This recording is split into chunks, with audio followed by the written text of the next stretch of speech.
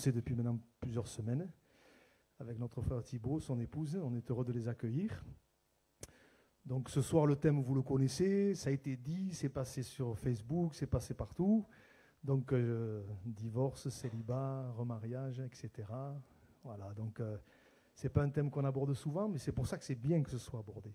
Voilà. Et donc je vais laisser Thibault tout à l'heure nous apporter ce sujet-là. Mais on va chanter quelques chœurs. Vous voulez bien? On va chanter deux chœurs avant de laisser toute la place à Thibault. On va demander au Seigneur de bénir ces moments, de bénir cette soirée, de bénir tout ce week-end. Et je veux croire que le Seigneur va le faire. Et qu'au travers de tout ce qui va être fait, dit, apporté, on va encore avoir un cœur ouvert et recevoir. Alléluia. On prie le Seigneur. Peut-être demander à Jean-Luc, tu veux prier pour nous, s'il te plaît? Allez, merci. Oui, merci Jésus.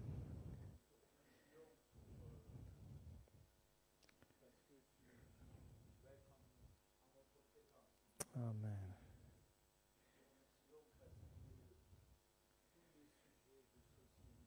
Oui, Jésus. À toi la gloire, Seigneur. Alléluia. Jésus. Alléluia. Jésus.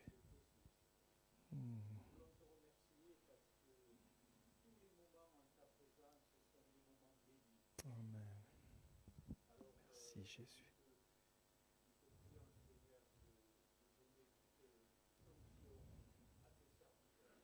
Amen.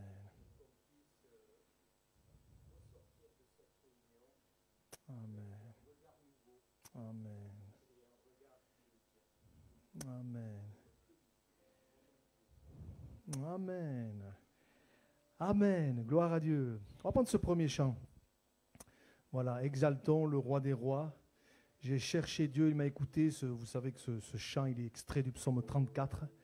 Et on veut le chanter de tout notre cœur et faire ce que dit ce chant, tourner les yeux vers le Seigneur et rayonner de joie. Alléluia. On le prend de tout notre cœur. Alors vous faites comme vous voulez, debout, assis. Vous vous sentez à l'aise, mais le plus important, c'est que notre cœur soit disposé. Amen. Allez.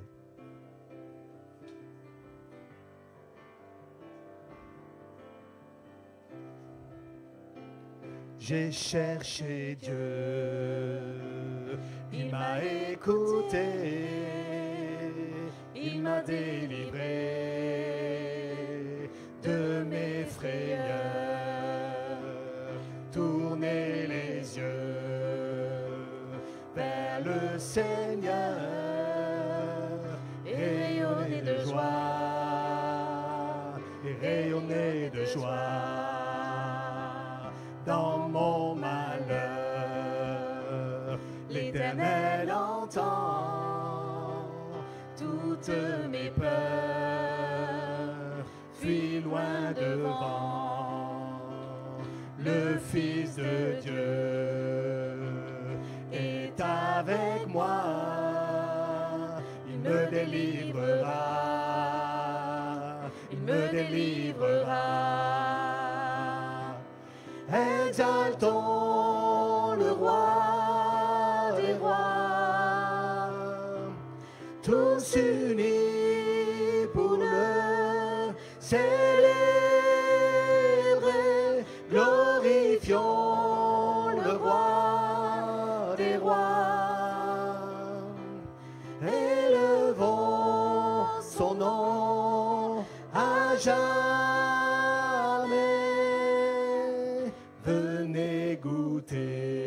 Amen. Sa grande bonté. Amen. Béni est celui à toi la gloire, Seigneur, qui se cache en lui. Craignez ce Dieu si merveilleux, il comblera vos besoins, il comblera vos besoins. Exaltons le roi des rois, tous unis pour le célébrer. Glorifions le roi des rois, élevons son nom à jamais.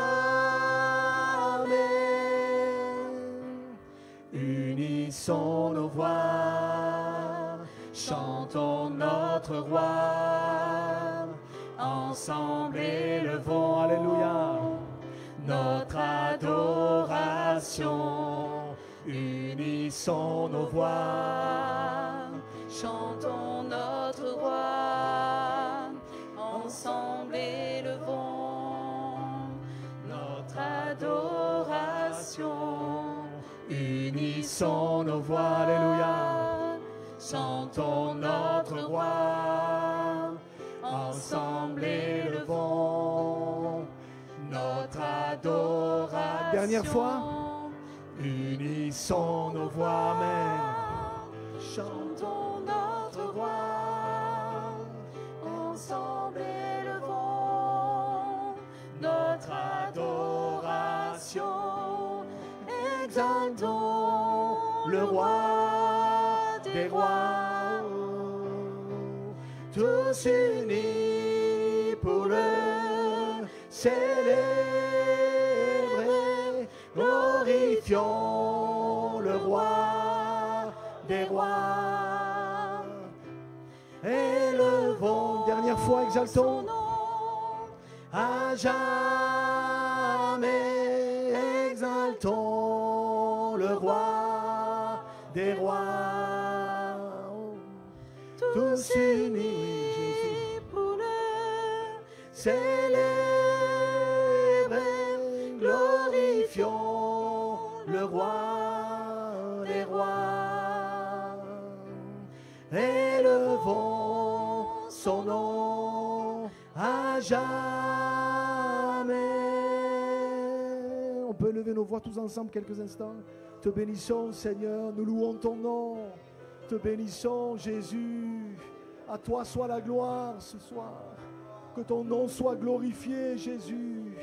Bénissons le roi des rois, le Seigneur des seigneurs, celui qui revient nous chercher bientôt. Oh, rekebirin sobara keribiri shabara kabara sore kabara shairi kabara baraso. Oh, te bénissons, Jésus. Te bénissons, Seigneur. Alléluia, Jésus. Jésus. Alléluia. Oh, Jésus. Oh, Seigneur.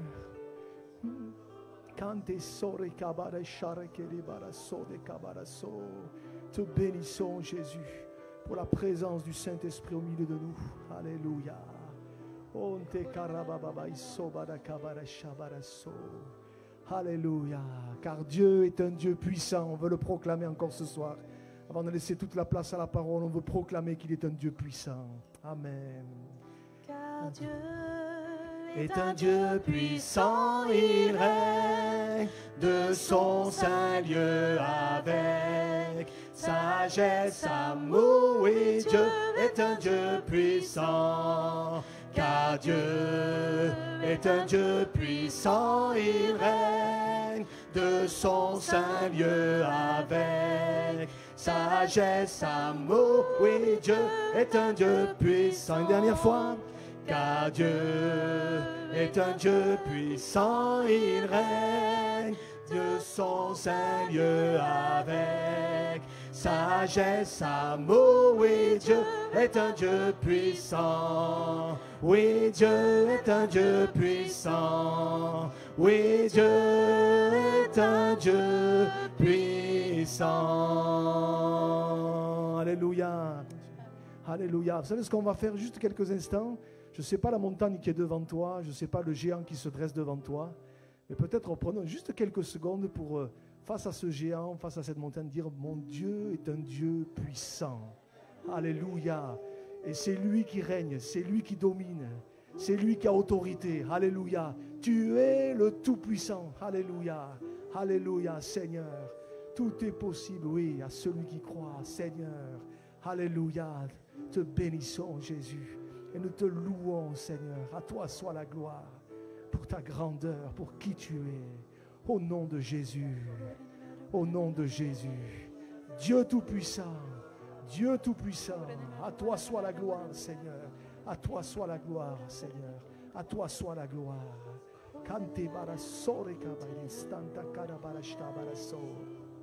Merci, Seigneur. Alléluia. Une dernière fois. Une dernière fois.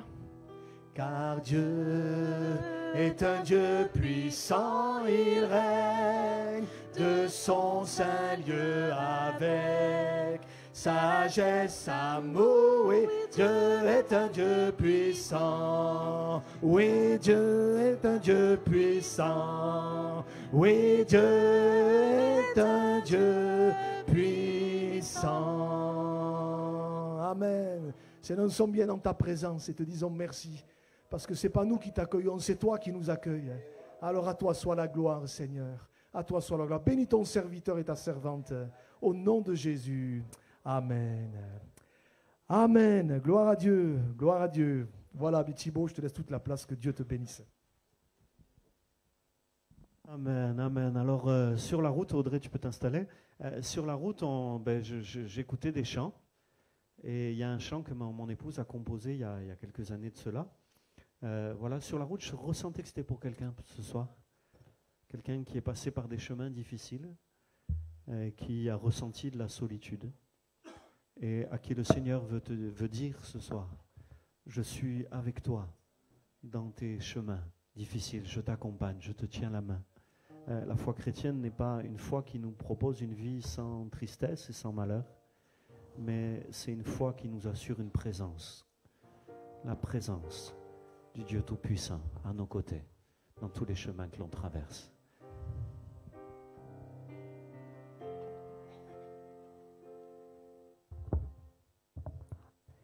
Lorsque je marche seule, sans savoir où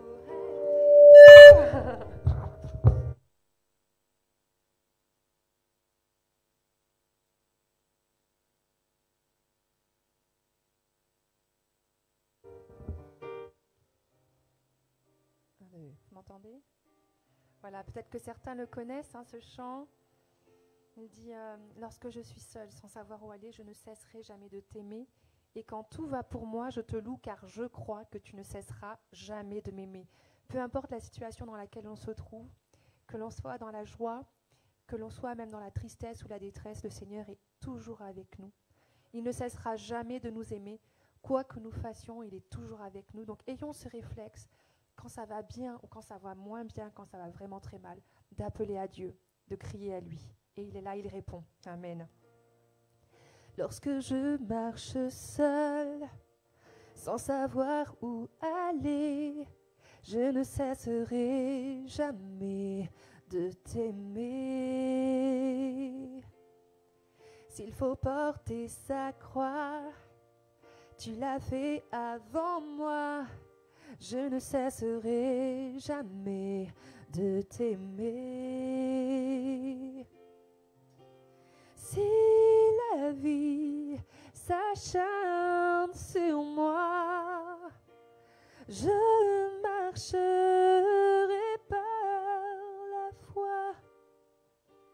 Je ne craindrai rien, car dans la nuit, dans l'effroi, dans l'oubli, je t'appelle mon secours,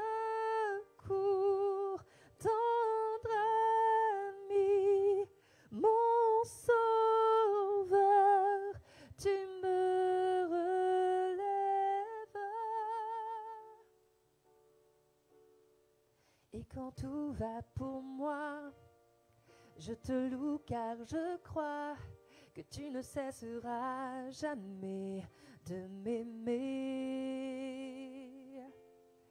Tu renouvelles en moi une abondance de joie. Tu ne cesseras jamais de m'aimer. Dans les chemins de désert, si je marche solitaire, tu seras avec moi, car dans la nuit, dans l'effroi, dans l'oubli, je t'appelle mon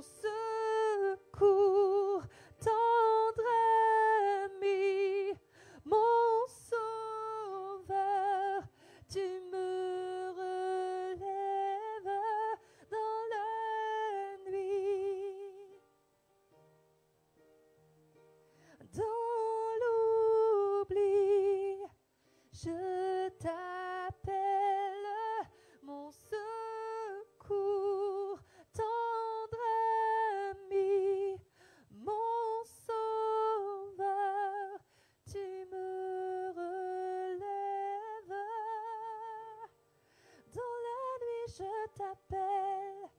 Dans la nuit, je t'appelle.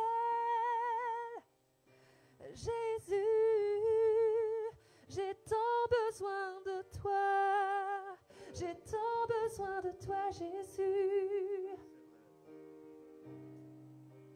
On peut reprendre une dernière fois, car dans la nuit, tous ensemble.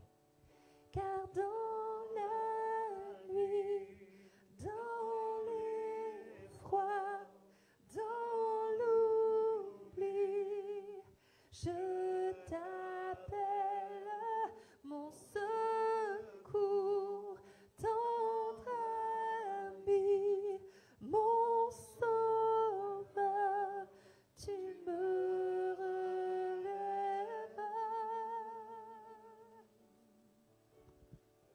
Amen, amen, amen. Seigneur, tu relèves quelqu'un qui est passé par la nuit, de la souffrance, de la peine, de la solitude. Seigneur, tu relèves au nom de Jésus. C'est notre prière. Par le Saint-Esprit, tu peux faire ce que les mots des hommes ne peuvent pas faire. Et ce soir, nous le proclamons au travers de ce chant. Tu es le Dieu qui relève. Alléluia. Tu es le Dieu qui accompagne, mais aussi le Dieu qui relève. Au nom de Jésus. Amen. Amen. Merci beaucoup, Audrey. Merci. Alors, elle a fait 2 CD. Moi, je suis fan. Alors, voilà, je suis fan sans modération. Et même sur la route, je chantais encore. Des fois, elle en a marre de s'entendre. Mais moi, je n'ai pas encore marre. Alors, et j'espère que j'en aurai jamais marre. Je la garderai jusqu'au bout. Je me suis engagé. Alléluia. Voilà, vous avez les 2 CD à votre disposition. Demain, on parlera, le week-end en particulier, sera sur ce thème des dons spirituels. Donc demain matin, c'est 10h, hein, c'est ça, hein? Demain, 10h, avec les jeunes aussi, et puis au culte, on a sur ce thème des dons spirituels, où j'ai écrit un livre, j'en parlerai un peu plus. Il y a quelque chose qui peut servir, peut-être s'il y a des célibataires ici, j'ai écrit un petit livre qui s'appelle « Trouver la bonne personne pour se marier ». Ça peut aider, voilà, si le choix n'est pas encore fait. Il y a quelques principes qui peuvent nous aider à faire les bons choix. Et en particulier, alors il y a d'autres livres, mais vous les retrouverez. Vous en prenez 2, le 3e vous est offert. Rien n'est pour nous, tout est pour l'œuvre de Dieu. Voilà, c'est pas pour nous, mais c'est pour l'œuvre de Dieu et aussi pour diffuser l'enseignement de la parole de Dieu. Celui dont j'aimerais parler ce soir s'intitule « Mariage, divorce, célibat, un autre regard d'après 1 Corinthiens 7 ». Et je vais vous avouer que quand j'ai écrit ce livre, je passais par une grande interrogation intérieure par rapport aux défis auxquels on est confronté. Dans la génération avant moi, les frères qui m'ont formé pouvaient dire, mais nous, on a vécu l'Église de notre conversion, dans notre jeunesse, jusqu'à toute notre vie, jusqu'à récemment. Il y avait certains pasteurs qui disaient, moi j'ai 0 divorce dans mon Église. Aujourd'hui, je ne sais pas s'il y a une église qui peut encore dire ça, vous voyez. Et moi, je suis de la génération qui a connu de grands changements au niveau des relations hommes-femmes, de grands changements. Et j'avoue que ça a suscité en moi beaucoup d'interrogations. Et puis à un moment donné où je priais, je disais, Seigneur, mais qu'est-ce que tu attends de nous? Nous qui voulons te servir et qui voyons les dégâts que produit dans la vie des gens, voilà, les disputes non résolues. Qu'est-ce que tu attends de nous? Et puis j'ai vraiment été visité à un moment donné, j'ai senti que Dieu me disait, mais il y a dans ma parole des choses que j'ai inspirées il y a 2000 ans et qui sont des réponses pour notre génération. Et tout à coup m'est venu là comme ça dans la prière 1 Corinthiens 7. Et j'ai commencé je ne pensais pas forcément faire un livre au départ, mais j'ai commencé à étudier 1 Corinthiens 7. Alors j'ai pris tout ce qui avait été écrit dessus, j'ai recherché, et j'ai trouvé des perles, voilà. Je vais essayer de vous en donner quelques-unes ce soir et puis de laisser la place aux questions, puisque le but c'est aussi un peu de répondre à vos questions. Mais je fais juste une introduction de quelques perles que j'ai trouvées dans 1 Corinthiens 7, donc prenez-le avec moi. Et puis je suis tellement heureux, là je regardais à nouveau pendant que vous prenez 1 Corinthiens 7, on va lire quelques versets, tellement heureux, la préface a été faite par un pasteur qui s'appelle Charles Gisquet, et qui est le pasteur qui a marié... Le pasteur qui m'a marié, vous voyez, donc c'est comme un grand-père pour moi, qui est décédé juste après avoir écrit la préface, mais qui m'avait enseigné 1 Corinthiens 7 à l'école biblique à l'époque.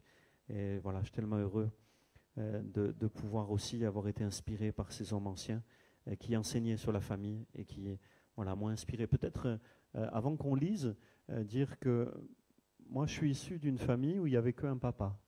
Ma maman est morte, j'avais 1 an, et j'étais seul avec mon papa. Donc, nous, notre famille, c'était vite fait, hein, c'était 2 hommes. Vous voyez, 2 hommes dans une maison. Voilà, ça, moi, j'ai vécu toute ma vie comme ça. C'était ça, ma famille, vous voyez. Et puis, je suis devenu chrétien, et puis je me suis marié. Ma femme, elle c'était un papa, une maman et 4 filles à la maison. Donc, c'est autre chose, vous voyez, c'est famille nombreuse. Son père était dans la ligue des familles nombreuses, donc... enfin, voilà, ça n'avait rien à voir, quoi. Et j'ai vécu, moi, le mariage comme un gros challenge, en fait, parce qu'on vient d'univers complètement différents, de manières de penser différentes. Et je crois que c'est grâce à la Bible, en tout cas, en tant que chrétien, avant même d'être un pasteur, je me suis dit, il faut que tu réussisses ton mariage. Il faut que tu arrives, s'il y a quelque chose sur terre que tu dois faire, et que tu dois essayer de faire bien, c'est la dimension de l'amour, parce que le Dieu que tu as rencontré, c'est le Dieu qui est amour. Et merci Seigneur pour les modèles qu'on trouve dans l'Église, pour les gens qui nous ont inspirés, encouragés, puis merci Seigneur pour l'Écriture. Alors, dans Corinthiens 7, par exemple, les premiers versets nous donnent un principe que notre société n'aime pas, et qui pose problème aux jeunes en général, mais tout de suite, Paul, dans Corinthiens 7, il va aborder les questions du mariage, divorce, célibat, tout de suite, par exemple, il dit, pour ce qui concerne les choses dont vous m'avez écrit, donc on lui avait posé des questions, je pense qu'il est bon pour l'homme de ne pas toucher de femme. Pas toucher de femme, s'abstenir, c'est bon. Toutefois, pour éviter l'impudicité, que chacun ait sa femme et que chaque femme ait son mari. Qu'est-ce que ça veut dire? Ça veut dire que si tu touches une femme ou un homme, mais que tu n'es pas marié, ça s'appelle de l'impudicité. Porneia en grec, relation sexuelle hors mariage, impudicité, dans la Bible dit, les impudiques n'entreront pas dans le royaume des cieux. Donc là, tout de suite, un principe que notre société n'aime pas du tout, mais qui est écrit dans la Bible depuis 2000 ans, on ne l'a pas inventé, ce n'est pas le pasteur Thibault qui l'a inventé, c'était écrit, c'est un principe fondamental des relations, et ce n'est pas pour nous empêcher d'être heureux, c'est pour nous permettre d'être heureux. Si on se réserve pour une personne et qu'on vit la sexualité au sein du mariage, on est plus heureux que quand on fait n'importe quoi. Ouais. Tout le monde, la télé, les réseaux sociaux, tout le monde essaye de vous convaincre du contraire. Le diable essaye de vous convaincre du contraire, mais moi j'aimerais dire, c'est la Bible qui a raison. Et là, vous pouvez dire Amen. Hein, les chrétiens disent Amen quand même. Amen, c'est la Bible qui a raison. On est plus heureux quand on respecte les principes de la Bible. Alors, ce qui est très intéressant, c'est que j'ai remarqué qu'il y avait un principe là sur sexualité dans le cadre du mariage, tout de suite. Et puis, le dernier verset du chapitre, c'est marrant, le dernier. Donc là, on a lu les 2 premiers versets. Les 2 derniers versets, une femme, par exemple, là, juste je lis ça, une femme est liée aussi longtemps que son mari est vivant. Mais si le mari meurt, elle est libre de se marier à qui elle veut, seulement que ce soit dans le Seigneur. C'est marrant, au début on avait un principe que notre société refuse, et à la fin aussi, seulement que ce soit dans le Seigneur. Dans le Seigneur, ça veut dire en accord avec le Seigneur, en communion avec le Seigneur. En fait, on ne se marie pas à 2. On se marie à 3 avec le Seigneur. Alléluia. La corde à 3 fils ne se rompt pas facilement. Il faut que ce soit avec le Seigneur, selon le Seigneur. Et là aussi, je ne sais pas, moi, dans mon église, quand je me suis converti, il y a des gens, ils étaient là avant moi. Je ne sais pas, ils avaient décidé de penser autrement que dans la Bible. Oui, il y avait des familles. Par exemple, j'ai des jeunes qui sont convertis dans l'église, ils sont convertis, et les jeunes m'ont dit, mais mes parents, ils me disent, non, tu peux prendre une fille comme tu veux, il n'y a pas de problème, tu n'es pas obligé de prendre une chrétienne, elle se convertira plus tard. Et j'ai dit, tes parents, ils t'ont dit ça? 30 ans qu'ils sont à l'église? Ils t'ont dit ça? Ah ouais. Bon, il y a des gens, ils ont décidé de penser autrement que la Bible. Mais encore une fois, j'aimerais dire, si la Bible nous le demande, c'est pour qu'on soit plus heureux. Combien de gens on accompagne qui sont mariés avec des non-chrétiens? Quelle souffrance! Combien de larmes ont été versées dans mon bureau par des femmes dont le mari n'est pas converti? Alors quand on le dit à la jeune fille qui est toute seule, la jeune fille, elle se dit « Oh ouais, mais quand même, ça réduit le choix. Hein. » Hein?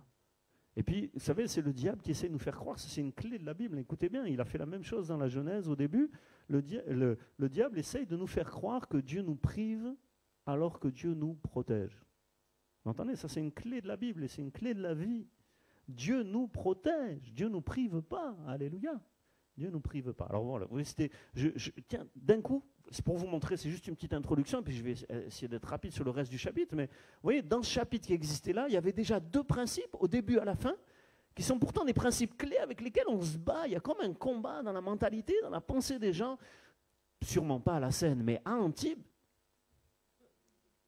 Des fois, il faut passer 1 heure, 2 heures, 3 heures avec un jeune pour que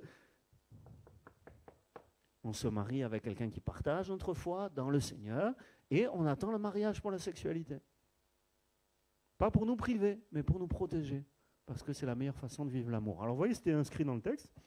Et je vais passer en revue maintenant le reste du chapitre, et puis vous pourrez le lire tranquillement, et puis si vous pensez que, au fond, si je dis quelque chose comme ça, qu'on soit clair, hein, si je dis quelque chose qui ne vous semble pas juste, il n'y a pas de problème, vous ne le prenez pas, hein, moi je partage ce que j'ai compris, c'est tout. Hein.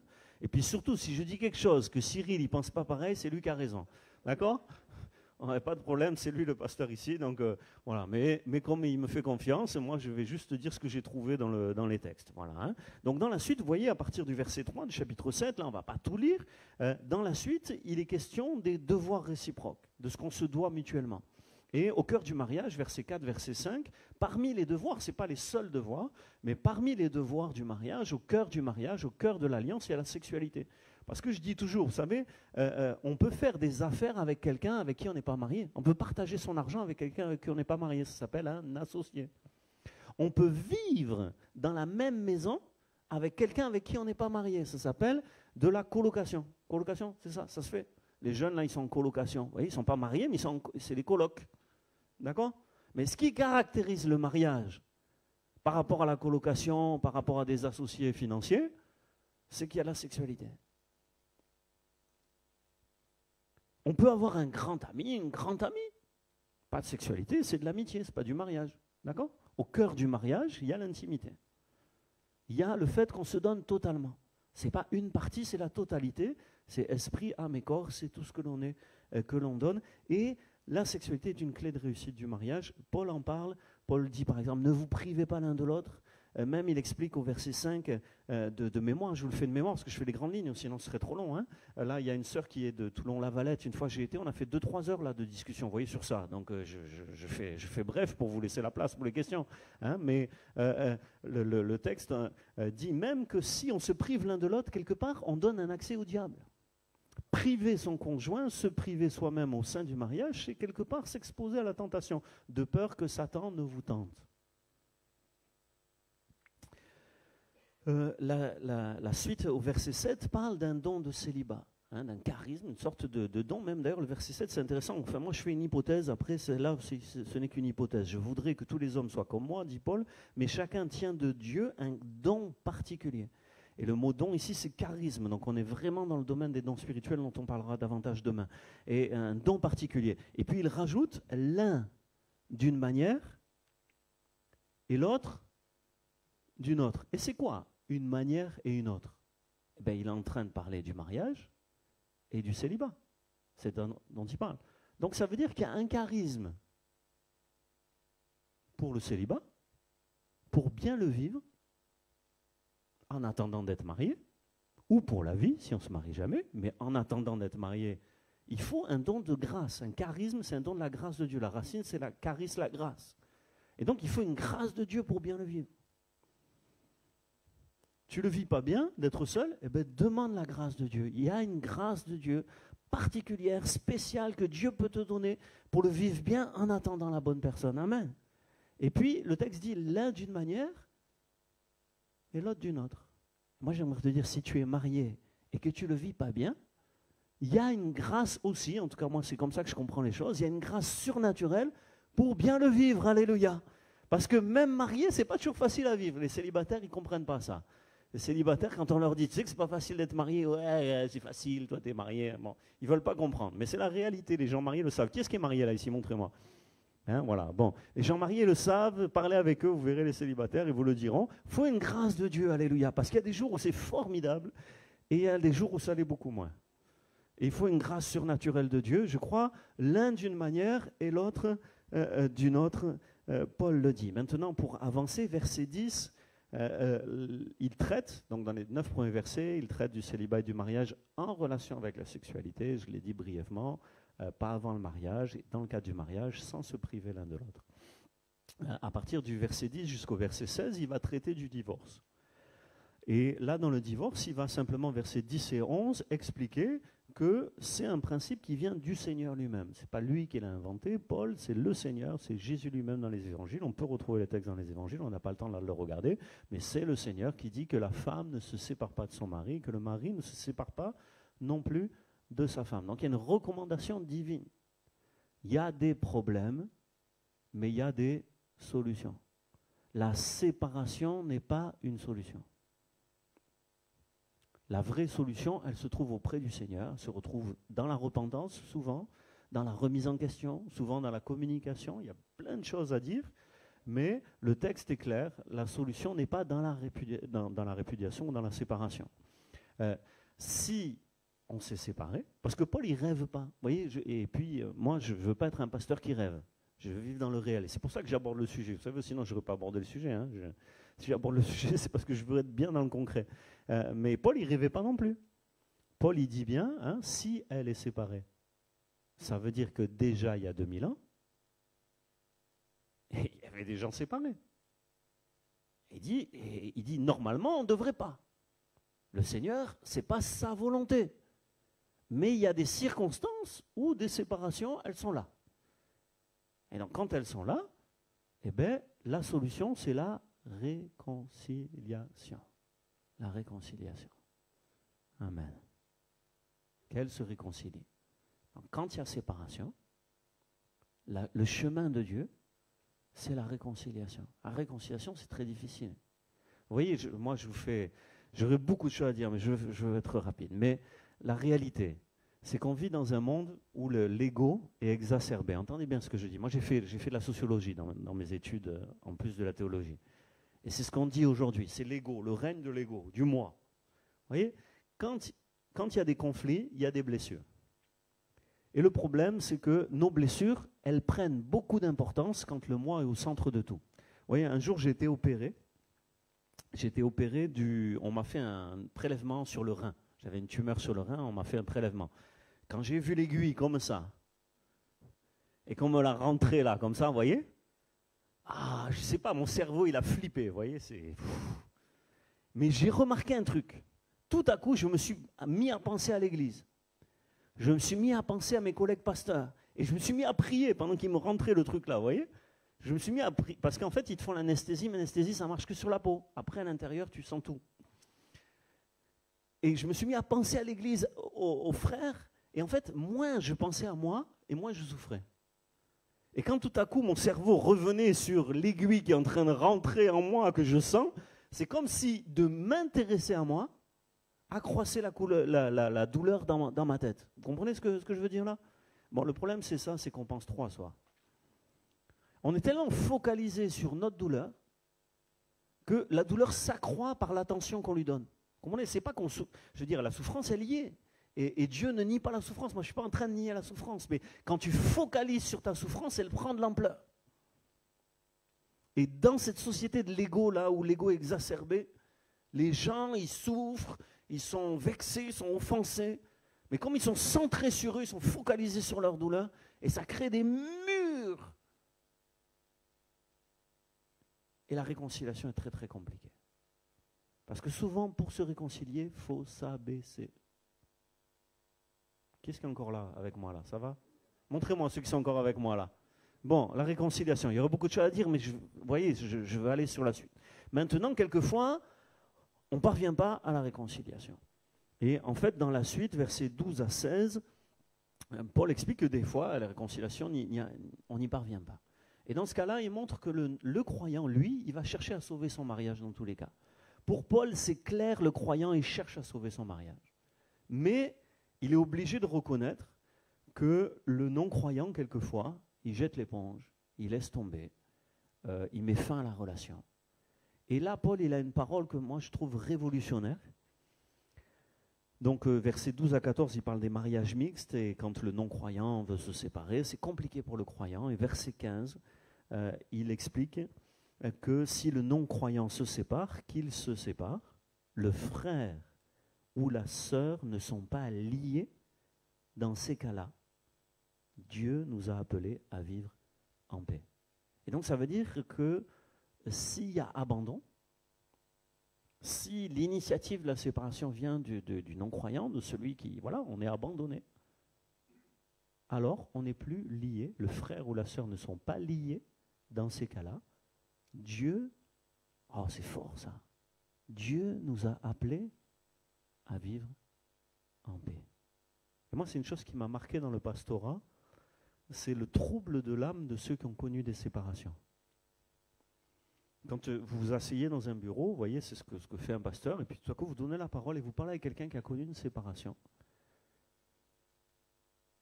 De façade, peut-être vous ne voyez rien, mais souvent à l'intérieur, vous voyez un cœur dont la paix est profondément troublée. Mais Paul, il y a 2000 ans, il dit, mais si tu as tout fait pour sauver ton mariage, et si tu n'as pas réussi, il ne faut pas que tu culpabilises toute ta vie. Il ne faut pas que tu restes dans les remords. Il ne faut pas que tu te tortures intérieurement. Dieu nous a appelés à vivre, dites-le fort avec moi, Dieu nous a appelés à vivre en paix, amen. En paix, en paix. J'ai beaucoup de choses à dire, mais je passe pour laisser la place à des questions. La suite du verset 17 à 24, Paul encourage à pas forcément chercher à se marier absolument. Je passe sur ces détails. Dans la suite du chapitre, il va parler des difficultés du mariage et des difficultés du célibat. Parce qu'en fait, il y a des avantages et des inconvénients à tout. Alors en général, comme on est des râleurs, quand on est célibataire, on voit les problèmes de notre célibat, et ceux qui sont mariés, ils voient les problèmes du mariage. Mais Paul, il est bien conscient qu'il y a des difficultés, des avantages à tout. Et c'est ce qu'il va expliquer dans la suite du chapitre, les avantages et les difficultés en fait de chaque condition. Et il va encourager les chrétiens à accepter leurs conditions et à la vivre bien. À la vivre bien. Parce que c'est le désir de Dieu, c'est de bien vivre son mariage et de bien vivre son célibat. Amen. Amen. Voilà. Quelle que soit ta situation, Dieu veut t'aider à bien le vivre. Alors Paul, il va souligner, par exemple, verset 28, que les gens mariés ont des tribulations dans la chair. Verset 32 à 34, ils ont des inquiétudes. Ils sont obligés de se préoccuper des choses du monde pour plaire à leur conjoint. Le verset 35 parle de distraction. Pour bien vivre le mariage, versets 29 à 31, il va parler de consécration, de détachement intérieur, de sens des responsabilités aussi et des priorités spirituelles. Pour bien vivre le célibat, là aussi je fais rapide, versets 32, 34 et 35, il va parler de s'inquiéter des choses du Seigneur. Pour bien vivre son célibat, il faut s'inquiéter des choses du Seigneur, des moyens de lui plaire. Le texte dit s'attacher au Seigneur sans distraction. C'est comme ça qu'on vit bien les choses. Et je finis le chapitre, vous voyez, je vous fais juste une présentation rapide. Versets 36 à 38, il est question, et là il y a un problème d'interprétation. En fait, il est question d'un homme, versets 36 à 38, il est question d'un homme et de sa vierge. Et donc, les traductions traditionnelles, donc second, et les anciennes traductions, l'homme et sa vierge, dans les sociétés anciennes, c'est le père et sa fille. Mais en fait, le mot fille ne se trouve pas. C'est un homme et sa vierge. Mais dans la tête des anciens, l'homme et sa vierge, c'est le père qui était responsable de la virginité de sa fille et qui devait la conserver. Donc, second a traduit comme ça. Maintenant, comme littéralement il n'est pas question de fille, des traductions plus modernes vont parler du fiancé et de sa fiancée. C'est un homme et sa vierge, c'est-à-dire la fiancée, la vierge avec qui il est fiancé. Et Paul va expliquer que tu n'es pas obligé de te marier. T'es pas obligé. Si tu veux te marier, tu peux te marier, il n'y a pas de problème. Ce n'est pas un mal de se marier. Mais ce n'est pas un mal de ne pas se marier non plus. Tant qu'on n'est pas marié, on est libre de rompre des fiançailles. Tant que ce n'est pas fait, ce n'est pas fait. D'accord ? Une fois que c'est fait, c'est pour la vie.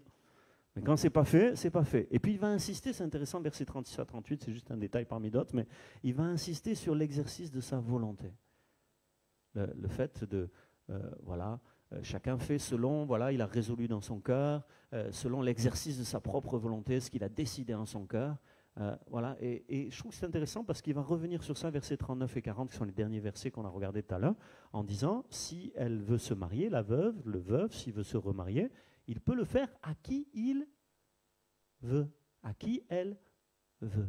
En fait, le mariage, et comme ça j'ai fini avec ça, et après ce sera les questions, le mariage, c'est aussi une question de volonté. En fait, ce n'est pas le Seigneur qui choisit pour toi. Tu as un critère que le Seigneur t'a donné, c'est à qui elle veut seulement dans le Seigneur. Ok, avec son accord, avec sa présence. Il faut que ce soit quelqu'un qui marche avec le Seigneur. Mais à l'intérieur des choses du Seigneur, Dieu ne choisit pas pour toi. C'est à qui elle veut. Je trouvais que c'était intéressant, l'idée qu'on n'est pas obligé de se remarier, mais qu'on peut le faire. Et c'est clairement indiqué dans les derniers versets d'Un Corinthiens 7. Bon, voilà, j'ai brossé le chapitre en entier. Cyril, est-ce que tu as un deuxième micro ou on prend celui-là, par exemple, si quelqu'un veut poser une question? Ça peut le faire comme ça?